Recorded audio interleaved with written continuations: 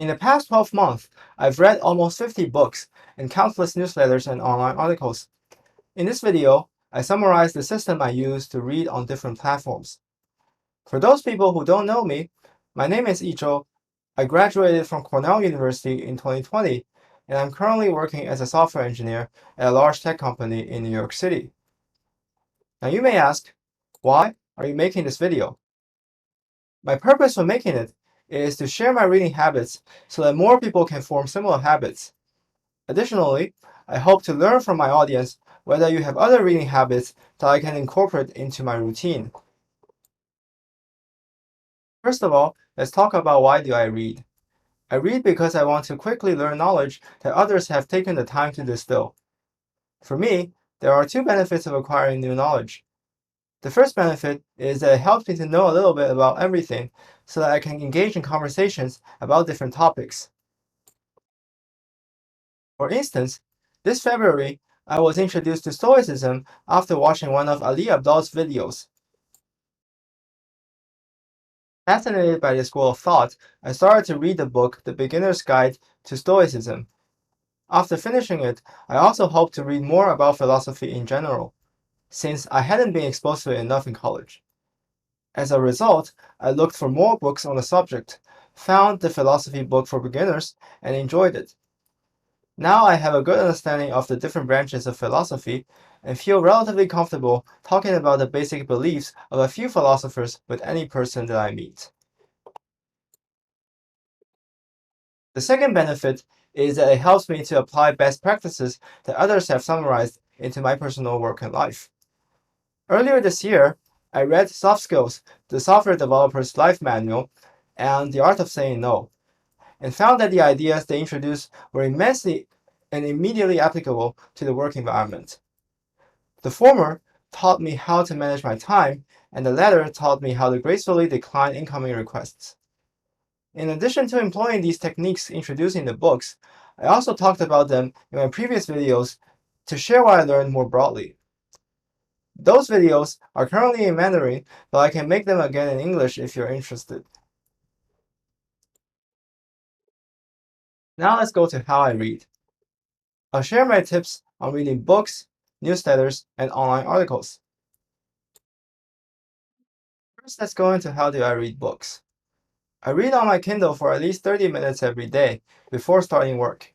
If I have read a good amount of content, then I know that I have at least achieved one fulfilling task in the day, in addition to making my bed.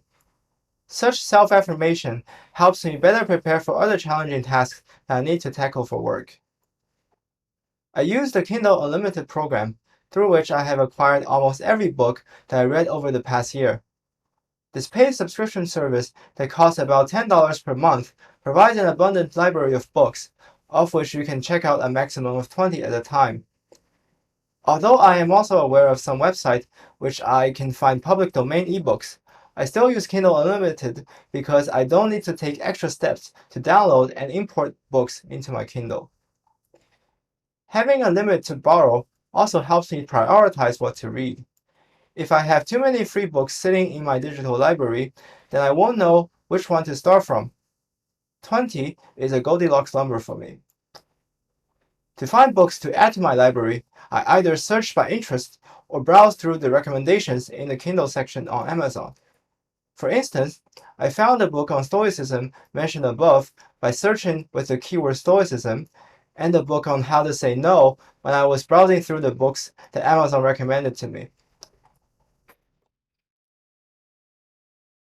I used to read paper books, but I have found the following killer features of Kindle. First of all, it is light enough to hold with one hand. If I read a moderately long book with 300 to 400 pages, I would not be able to hold it and turn pages with a single hand. The light weight of the Kindle enables me to sink into my armchair and stay in the same position until I finish reading, just moving my finger from time to time to flip the page. Second, it shows the time remaining in the book or chapter.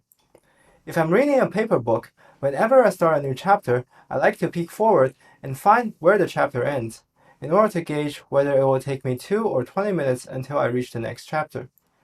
At the bottom of the screen of my Kindle, I can see such information, which helps me not to be distracted from my habit of flipping forward. Lastly, It allows me to highlight paragraphs I enjoyed. Highlighting paragraphs is useful because I can just review my highlights if I want to have a recap on what I learned from the book. I'm reluctant to use a highlighter in the paper book because I hope to keep the book clean, and even if I do highlight there, I still need to go through every page to review all the highlights I made. Kindle, on the other hand, has native support for highlighting and reviewing highlights. I also use the service Readwise, which sends me an email every day with 10 of my highlights. Oops.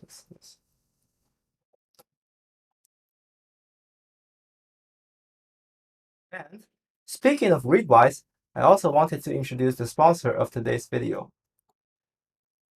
Oh well, there's no sponsor yet because my channel doesn't have a lot of subscribers. So if you like the content, please hit the like and subscribe button.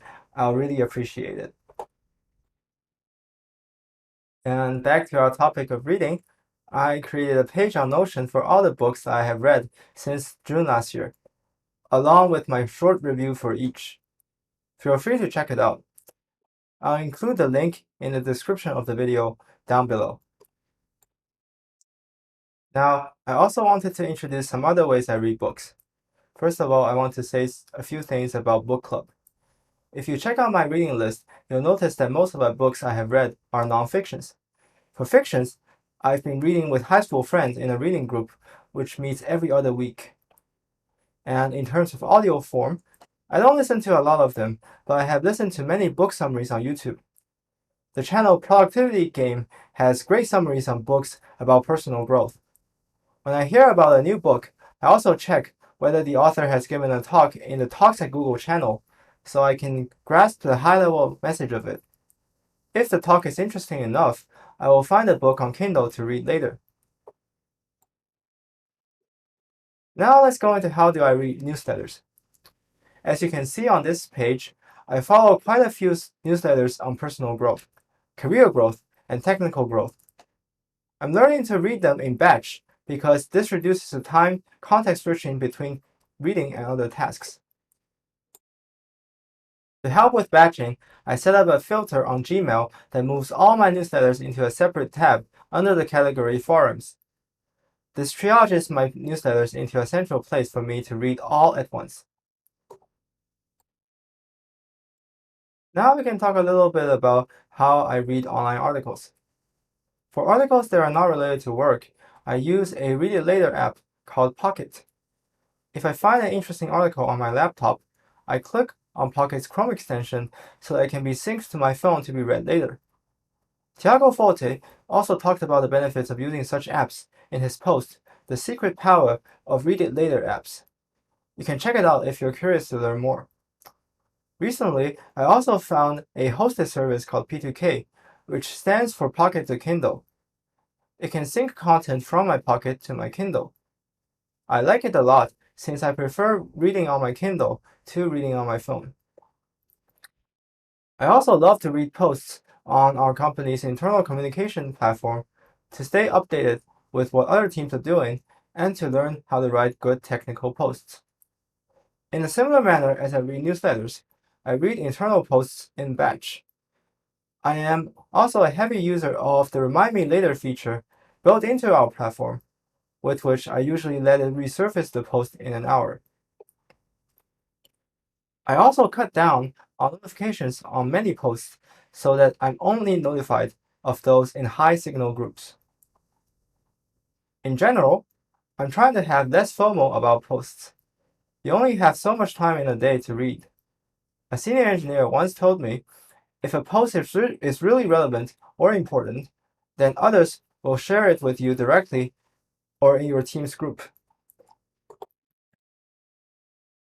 Okay, and to wrap up, in this video I talked about the processes I use to read books, newsletters, and online articles.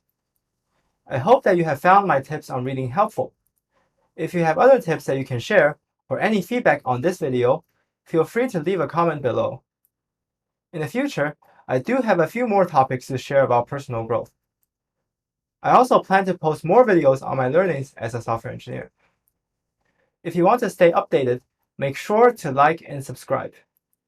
And that's it for today. See you in the next one. Thanks, bye.